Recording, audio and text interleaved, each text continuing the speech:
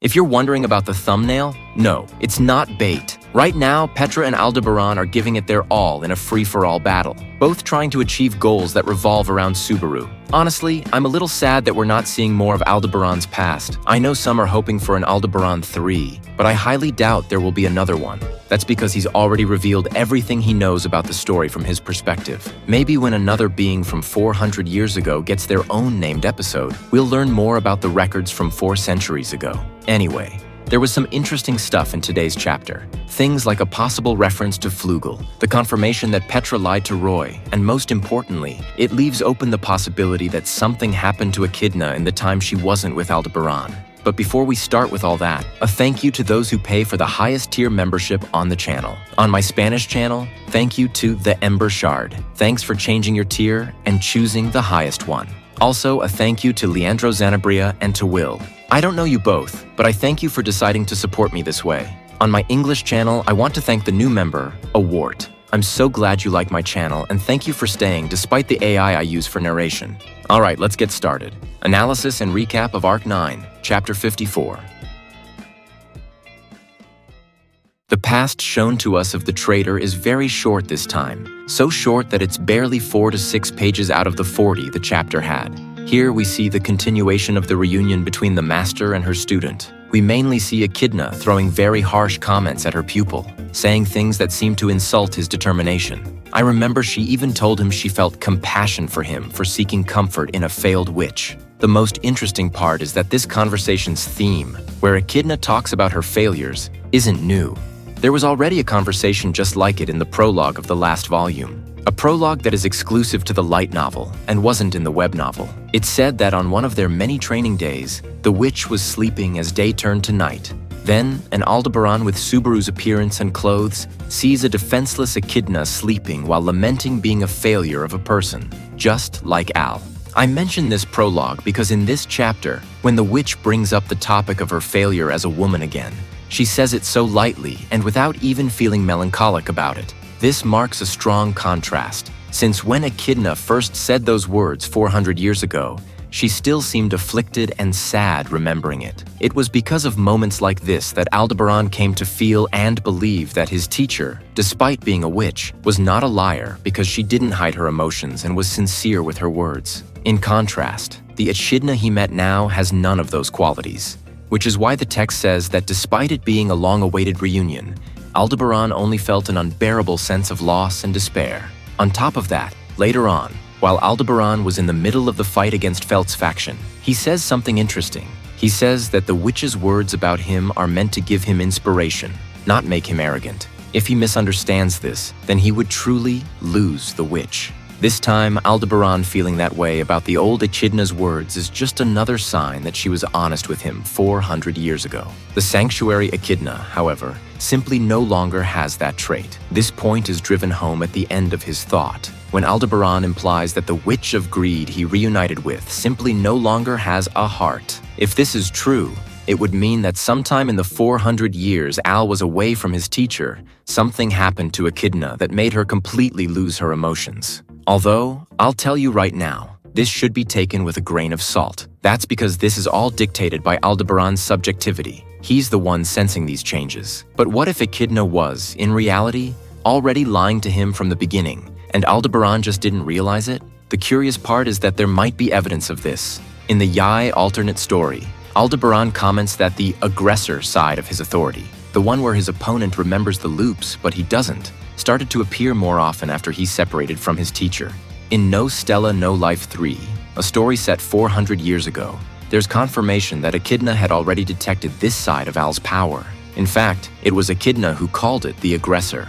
Even so, later in the Yai novel, it's revealed that Aldebaran never understood this side of his power because he was separated from the person who could have explained it to him. Doesn't it seem strange to you that Echidna would pass up the opportunity to explain this singularity?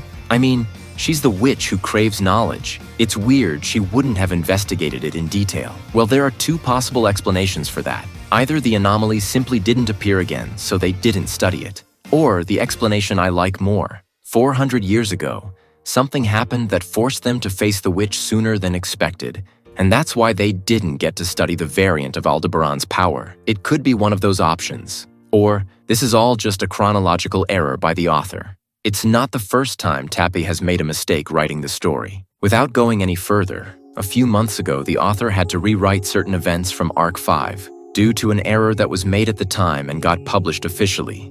To finish this part of the video, I want to point out a possible reference to Flugel made by the emotionless Echidna, who, upon seeing Aldebaran's attitude, notes that it's very similar to someone's. In fact, the text makes it clear by saying she sees someone else when she looks at the traitor. But anyway, those are all my comments on this part. As I always say, if you're here, it's because you've already read the chapter or seen a summary. I don't want to get bogged down in recounting the tactics Ram used to get close to Aldebaran, or how Gaston and Ratchins dealt with the traitor, nor do I want to narrate exactly how Petra managed to outsmart Aldebaran using her authority. I prefer to treat my audience like big kids who don't need me to repeat information they already know. Anyway, I just ask you to remember that here, I only want to analyze those moments that I feel are more important than they seem. Something that caught my attention was Aldebaran's comment about how astonished he is that Petra could pull herself together and face him, despite having read Subaru's Book of the Dead. He finds it strange that a little girl has such mental fortitude. I mean, if Ezo Cadner, a 30-year-old dwarf, suffered and even peed himself when he read a person's Book of the Dead, it's weird that Petra didn't experience the same thing. While this seems to highlight the author's potential favoritism for Petra, it's also true that the book she read about Subaru only narrated a couple of days of the protagonist's life, unlike the book Ezo read, which narrated the person's entire life. Therefore, I find it logical to believe that Petra didn't suffer the same level of nervous breakdown as Ezo. Sure, the experience was traumatic, but it wasn't nearly the same intensity as what the dwarf received. But continuing with the video throughout the combat, we're given brief glimpses of how each fighter tries to deal with Al, and how Aldebaran was looping to deduce all the variables that the masterminds behind the operation were throwing at him. Something that catches my attention is the comment about Otto's state. When they talk about him, they only comment that he lost his memories, which is strange. Roy is supposed to be dead, and that should return his memories. This isn't just me assuming things. It's something that happened with Amelia in Arc 6. Lay had devoured Amelia's name, but since he was killed instantly, Amelia recovered what was stolen. However, the fact that Otto's state remains unconfirmed makes me think Roy must still be alive. This belief grows when Aldebaran mentioned in the last chapter that the Archbishop of Gluttony is vital to his plan. We'll see how the author deals with this. But now that we're talking about Roy, I want to mention an interesting detail that some of you might have forgotten. You see, in chapter 46 of this arc, when the Petra versus Roy fight was ending, something interesting happened.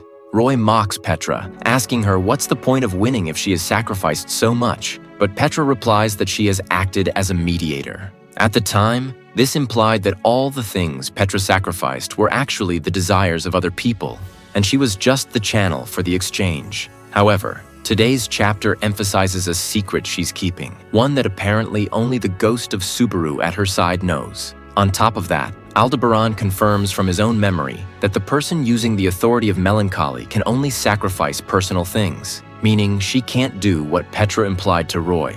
Honestly, I can't help but feel a certain distrust of Al. That's because the idea that only the owner of the authority can sacrifice things doesn't seem to be true. We have evidence that when Subaru was teleported to the Empire, Roswaal sacrificed certain magics to Clind to be able to use his power freely. In other words, Roswaal was the one offering things through Clind for his own purposes. This contradicts what the traitor mentioned today about that type of transaction being impossible.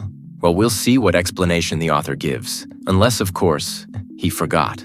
But getting back to Petra's secret, I personally think Petra lied to Roy to make the moment of his defeat more memorable. And perhaps she also lied to all her friends so they wouldn't worry about her when she started to abuse the authority. The sad part is that in today's chapter, among the many things she sacrificed, it's highlighted that she has sacrificed the possibility of revealing her secrets to others. This means no one will ever find out about all the things she had to give up for the sake of bringing Natsuki Subaru back. Although I wonder, now that she can't reveal secrets, does this mean she can no longer reveal Subaru's power to others, and therefore, the witch will no longer pursue her? Honestly, that seems like a pretty unsatisfying conclusion if that ends up being the case. But speaking of unsatisfying conclusions, another element being developed is how Al is defeating Felt's faction. It's said in this chapter that Aldebaran used the aggressor side of his power on Rom. In this way, he managed to take the old man out of the fight. which is a severe blow to the opposing side. Let's remember this is something Aldebaran doesn't control. So far, we know this variant happens when the traitor is widely surpassed by the enemy or when his sense of duty wanes.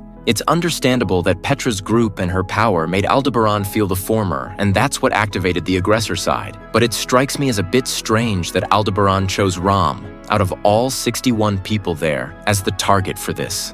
I mean, if he can choose a person for this, then what's stopping him from choosing Petra as the next victim? And what's more, Aldebaran claims this is a side of his power he doesn't understand well. If he doesn't understand it, isn't it even stranger that he can still choose the affected victim at will? Although, now that I reread this excerpt, it seems more like he doesn't understand the origin of his power, but he does know its conditions and how to use it.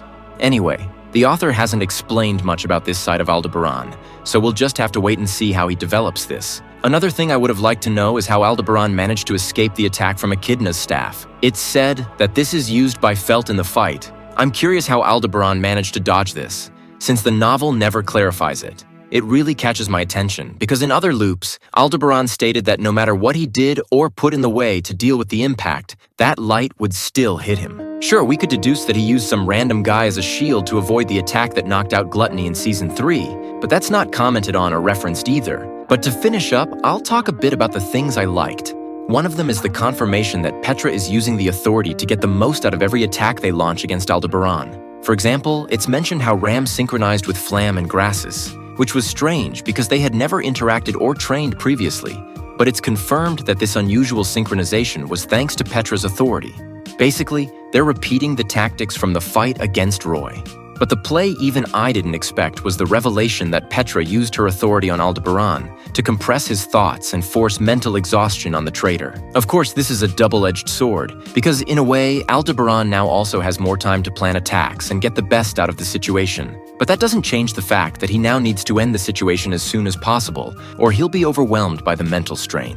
Finally, another detail I loved, and it's a subplot I'm really looking forward to, is the subplot about Echidna and her relationship with Pandora and Hector. We already saw that with Hector. It seems this Echidna ended up on bad terms. But now the novel has once again referenced that she doesn't get along with the Witch of Vainglory.